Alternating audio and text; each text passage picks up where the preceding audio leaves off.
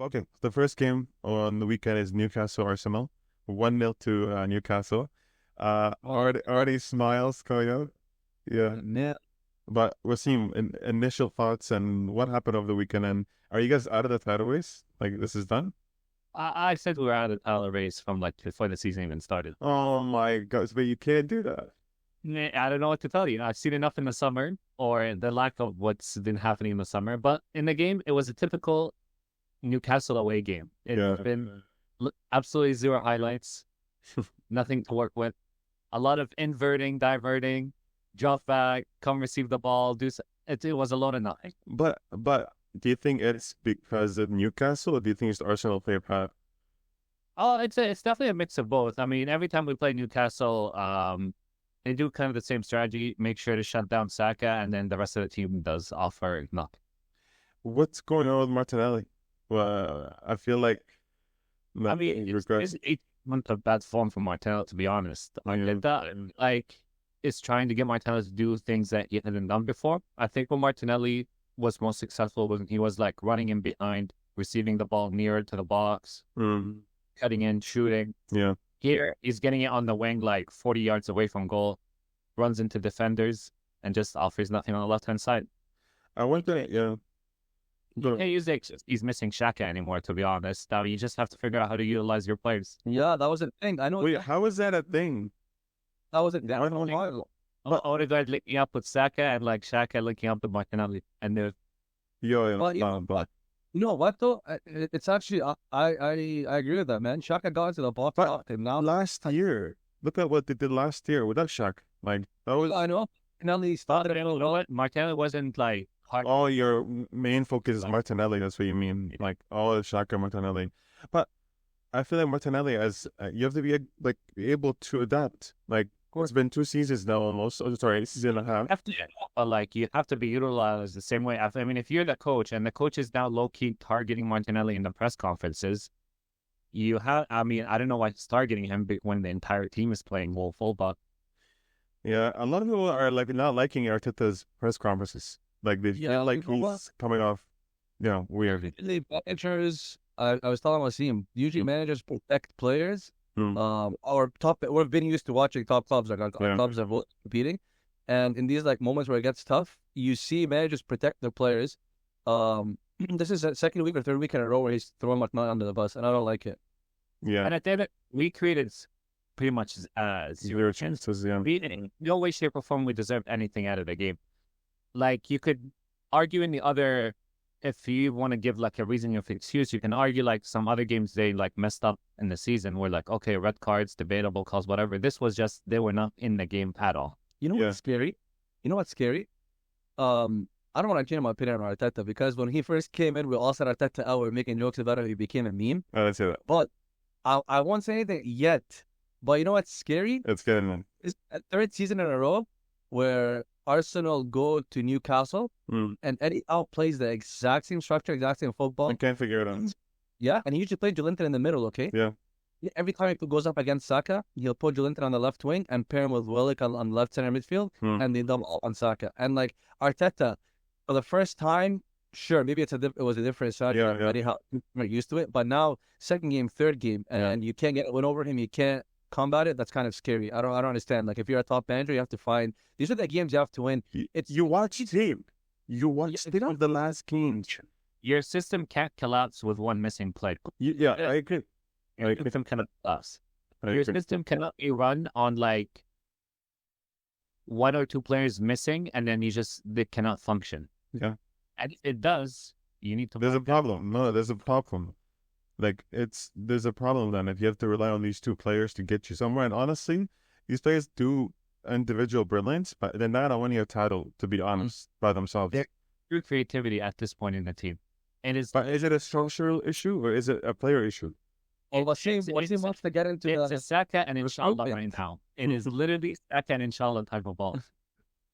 If Saka is not going to do any individual brilliance, there's no goals. But that's been an issue for a long time now with Arsenal. Like people have No. been saying that of Arteta for a while. Here's the thing. Arsenal offensively have gotten better through subtraction than addition of players. Like, look, I said it's a recruitment issue, and I said we're not in the title race because I was being realistic from the beginning of the season. Yeah. Arteta have had like 8 to 10 transfer windows at this time. On a bunch load of defenders, a couple of midfielders there and there, one for 100 million, and then offensively, his players that he bought, Willian, his contribution to Arsenal was running his business and getting fat. Gabriel gave a good 3 months and 18 months of dog shit. Yeah. Who's finished at 27. Then Fabio Vieira, who got him. And I know from the beginning, Vieira does not have the physicality to play in the Premier League, and now he loaned him out. Yeah. Havertz, who he got to play in midfield, but he's a better attacker, so he not center forward. Yeah. Even last game, by the way, I don't even know what Havertz's position was. He played right wing, right center mid, left wing, but not striker. He plays everywhere. He's his last offensive player, Sterling. But this is what Arteta did to himself and to the club. Offensively, you just cannot get recruitment. You literally cannot get any strength. But that's the thing. He made Arsenal into a team where, remember, we used to make fun of Pep that his players are very robotic and you only play under one. Yeah. That's what Arteta did. There's no freedom in all. There's no freedom. So now you're in the market. Wassim's always like, I want Isaac, I want this guy. But it's so hard to target one striker, for example, when or multiple strikers when you need a certain profile of player. That's why he did to the. That's why it's hard to get a replacement or like a sub for Saka. Yeah. That's why when I got Willian and David Luiz, or David Luiz failed under him, Willian failed under him. Yeah. Willian went to Fulham and actually gave them a really good season. Yeah. A really strong season. Yeah. So you start looking at Arteta at this point. And his only like other good attacker that he bought was Trossard. But honestly, Trossard is just an impact sub. I don't know. Yeah. And a player, if you start and you're bad, I just don't get it. But again, Trossard was reaching elite levels at Brighton.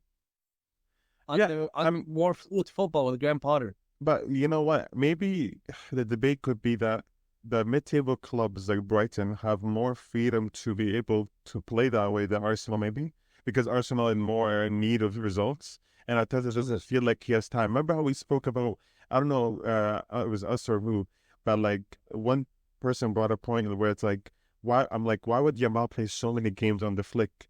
But Flick, in his mind, he's like, I have this 3-year, 2-year contract, whatever it is, and I have to get results to stay in this job. So he's like, whatever I'm going to do is I'm going to get Yamal to play because I need to win. You know what I mean? Because every man cares about themselves and their stint. Exactly. 100%. Yeah. But Zeiad, Arteta has been there for 5 years. They backed Arteta when he was in a relegation fight. And they're worse now.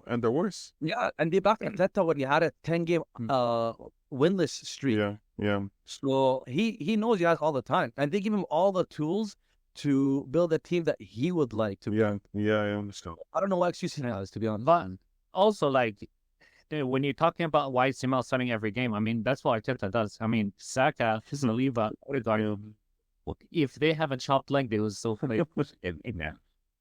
Yeah. No, I know. He is just buying, like, this year, for example, they got rid of any offensive-minded player that was a bench player. Now, you can argue they're not good enough, but that was your sub-options. Like, okay, things are not going well. You bring on Newcastle. Who did he bring on? Zinchenko, Jorginho, Ben White. But you know what it sounds like to me? Arteta... It's a game offense unlock things when, like, you need to create a chance. Yeah. Like, Wassim, you know what that makes me, like, feel like? Is, like, that he cares more about the build-up and structure of things than the actual individual players. Like, he believes that is more important when, in my opinion, it's been always shown that the individual brilliance will always overcome any structure that you have, in my opinion. In a moment where a game is tight and your system clearly did not win this game, you need some pop up with something magical. Yeah. And that's when he beat that out of his players, by the way. He beat it out of his players. Like, they're very rigid, which is why Arsenal are struggling right now. At the end of the day, it's been 2 months and he still can't figure out how the team can function without Odegaard. And it looks like he's going to, like, rush him as quick as possible. And I don't even want to set an expectation on Odegaard because let's say if he plays the Chelsea game, if he is fit, they're going to expect, like, magic out of him. And like in Chelsea, that's in good form. You're not going to expect, like, a player just to jump in there after 2 months. You'll help him figure it. Yeah. I mean, like you said, it's been an ongoing issue. But maybe one more question. You said that top 4 is the only, if he doesn't get top 4, that's the only way you see him getting sacked. I mean, you still agree with that? That's I think my breaking point personally. I know some people think if they don't win the league Or the Champions League, yeah. they should get fired. I'm like, it's not a given right to win the league. Sure, City is like struggling right now. Yeah. Like it's been 20 years without Arsenal like winning the league. Who says Arsenal have a divine right to win the league? But why does Slot come and top the table in his first year? And Arteta's been there for 5 years. We've been told to trust the process. But also, like, nothing against Slot, but like, there's a difference when Arteta came to this team and like the Liverpool, like Slot going to Liverpool team. Yeah. Like he got them when Liverpool was like a top 2, top 3 team in the league. When he got us, we were in the gutters of like players being on like 300K plus contracts, unfit players to play. Yeah. Dressing room with people not showing up to training. Yeah, but we can't hung up on that, Wassim. Like, No, but like he competed for 2 years now. yeah, but but yes, he struggled to get there in like the quicker time because like there was more things to fix. The team is worse. And fix. Yeah. And like he needed time to get the resources in it initially to like get the team better. And like he did challenge the last 2 years. Maybe that's first year he challenged was unexpected, and it wasn't as big of a challenge because City by the end won it like comfortably, but it was kind of like competitive till like maybe January. Last year was the first year competing, but also the issue was like I said in the summer, why I said it was never going to be in a league title is because last year we competed because Arteta didn't, for the most part, have to utilize people outside of the first 11. Our first 11, I will put it against any team, but obviously clearly once you take out Odegaard. Once you take Zeiad, there's zero depth in these positions. Okay, but Wassim, arguably, if you say to City, your top 2 players are going to be taken out, don't you think they're going to struggle too? And they are, but they figure it out. They have enough reasons. But figure it out, still they struggle. Like, yeah, like again, this is Arteta and that's Pep. I mean, I'm not gonna put Arteta and like Pep trying to figure it out when they're like active team. Yeah, I think. But back to the question. I think if he doesn't get tougher, that's where I will like turn Arteta out. Yeah, I agree with you. But I'm not gonna like request him again. If he does get top 4 and we still don't buy anyone in January or like summer, I'm looking more at Edu or supposed sporting director. That's all he good is making barbecues, getting fired first because cannot buy players or sell players properly. But you know what the issue is? I agree with him in terms of like. It's reasonable to want him out if he does not make top 4, but which manager is going to come and manage them? There's not. That's exactly what I'm thinking because I don't. Like there was Thiago Motta, there's Ruben Amorim who's not United now. Yeah. There was who was about to move. Yeah. It's summer. But none of these managers are managed. I'm not going to argue and say, someone else won't do a better job because at the end of the day, we don't know. We don't know. Yeah, we don't know. Like, for example, when United got Ten Hag, Slot obviously clearly is doing better in hindsight, like right now. But like some people are like, he's going to struggle like Ten Hag. Clearly he's not. Yeah. And we don't know, like, managers, a lot of these managers right now are like, we're in an era of like new managers coming in. A lot of the older managers are kind of stepping away. Yeah. Like in the top of I wouldn't know who like would, let's say, take the job or do a better job with Arsenal than Arteta at this time. It's a risk. Which is what I'm saying. You can't really sack him. You can this season, if like we can definitely see like we're not making top 4, we can have a discussion in an episode about that. Yeah. Like, at this moment in time, there's no manager that's gonna come. Yeah. The best manager out there for me that I can think of is Xabi Alonso, but I think he's Madrid bound personally. Maybe, but it's still Leverkusen, and he still wants to be there. I just want to go back to the point with Slot and Arteta because I understand what Wassim is saying that they have to get rid of dead wood, they have to terminate contracts, also like I said, Aubameyang, Mustafi, whatever we want to talk about. But at one point, do you actually look at Arteta only winning 1 trophy in 5 years? Now let's rule out the first 2 or 3 years. Rule out, although he is at the club, he is rebuilding the club. So I'm not for the camp of like ruling that out or saying time to rebuild. But what point do you start looking at him? Because did he peak? I personally think Arteta peaked. They won't challenge his. Won't get any better. Which is pretty scary considering the league looks like it got a bit weaker with Man City having Rodri out and with Liverpool having a new manager. And by the way, Liverpool are in transition. You're learning a whole new style of football. You are from chaos to more controlled football, and he has the players playing that way. So that definitely comes down to the manager. Like, he's able to get his message across on the training pitch on a weekly basis. The players are learning and the team's improving.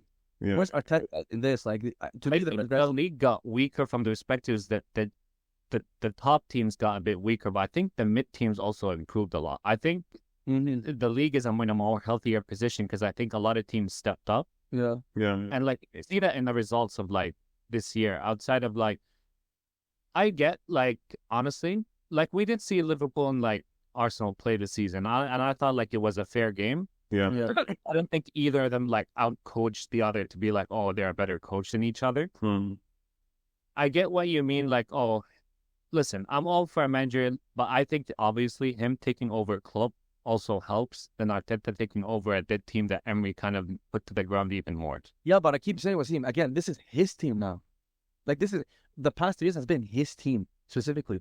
But no, but like also like the Liverpool team personally is a better team also like this year compared to like, if you want to head-to-head compare the teams, obviously Liverpool is a better team in my book. I think so too. I think so too. I don't think so too. You look at their fullbacks, I think they have better fullbacks.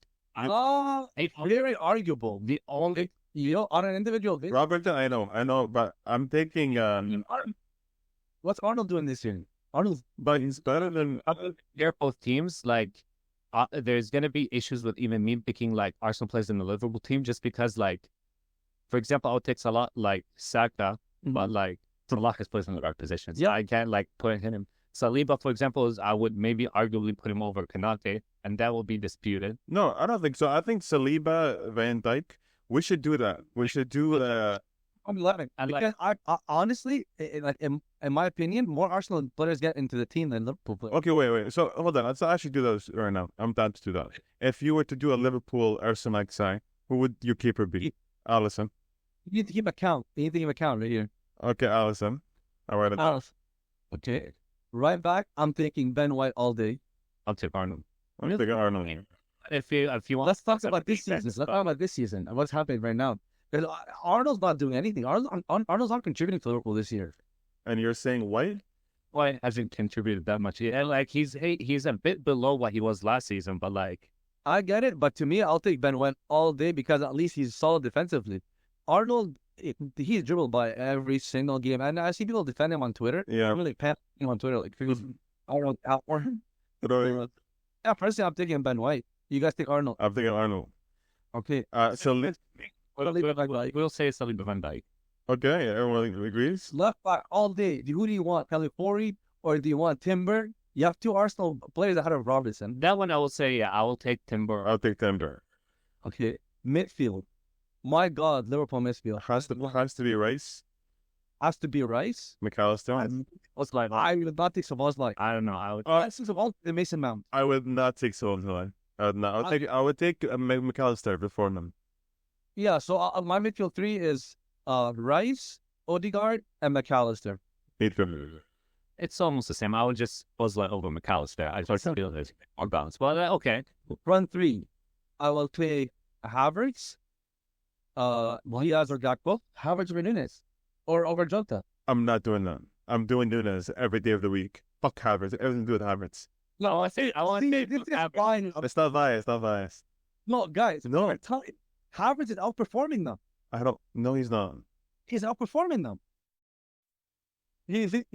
Statistically speaking, he's outperforming them. I watch with these 2 eyes, and I just feel a sinking feeling right here. No. He doesn't give me it. Damn. Okay, well, I whatever. Let's put Nunes, and I'll take Salah over Salah. So not having second criminal, but I mean, Salah is playing there, so Wait. We need Nunes, Salah, and I'm thinking Saka. It has to be via from the left. Liverpool front 3? I'm thinking Saka. I'm putting Saka on the left. If we're gonna do it, you could do that. Oh, if we can pull players out of position, I guess. Yeah. Well, that's a good idea. Yeah. Saka can do Saka can cross. Our kind of Arteta being rigid and we're being rigid. Saka, who kind of left with his Well, I need that. I need that combination. But okay, yeah, Alisson, Arnold, White for Mo, Saliba, Van Dijk, Timber, Rice, Odegaard, McAllister, and Nunes, Salah, and Saka. How many players Liverpool? How many Arsenal? 1, 2, 3, 4, 5, 6, 6 for 6 and 5. Okay. So six Liverpool, 5 Arsenal split.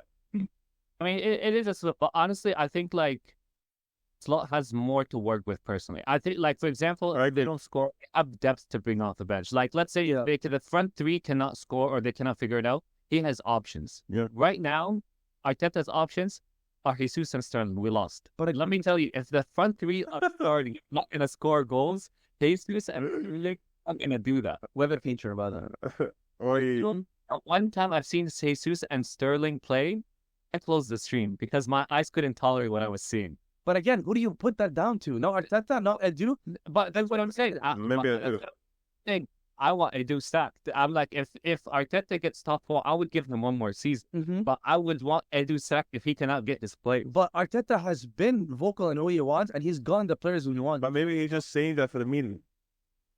It's not many because not many coaches gonna be outspoken that much about they're gonna fight with their boards of directors. Not long will throw them on. I agree, but like, isn't it very clear to all of us that the players they wanted to get rid of, he got rid of? Yeah. So I'd assume that when it comes to transfers, he has a big. So listen to him. And he got him to terminate Aubameyang and Ozil's contract, humongous contract. The club took a loss for Arteta. So if you're gonna sit there and tell me he doesn't have the say in who to bring in to replace them, oh no, but like I'm with you for those players were dead wood. I'm with you in like, they need to be removed. They need to be removed regardless of who they bought. But clearly, Edu's struggling to buy players. Apparently, we were told we were gonna get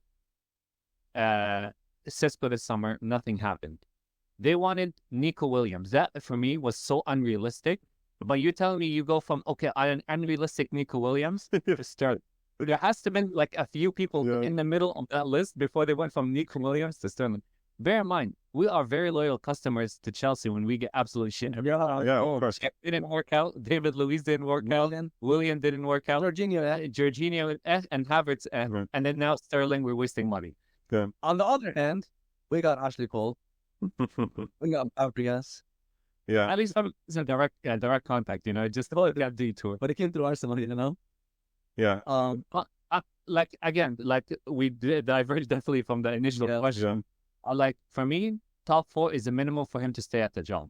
Personally, I agree. It's personally struggling to buy players with Champions League football. What's gonna happen if you go down to Europa League? Yeah. I'm just dying out. Bare minimum. I'm dying. She's just looking at the camera. Oh, you can see. No, maybe he's in the frame. But yeah, no, that's. I agree. I think they regressed a little bit. So I'm really hoping to get top 4 at least, and then we go one more season with signings that are gonna make the team actually stronger, and not signing that fake signings. It's like the panic signings you do at FM. You're like, oh my god, do something. You have an issue with like plan Bs, Arsenal right now. Your plan A is definitely not working with one injury, which is not an excuse. You cannot just collapse. But there's just zero. The plan A is non-existent right now, and plan B, there's just never been a plan B. There's no super sub to bring off the bench. Like I said, last year we lucked out with Trossard every now and then. There's just non-existent right now. Yeah, I think it's a difficult thing for Arsenal to go through 3 games where they drop points, and now next week they have Chelsea. So let's see what happens. I don't even look at Chelsea. We have Inter Milan on Wednesday. That's true.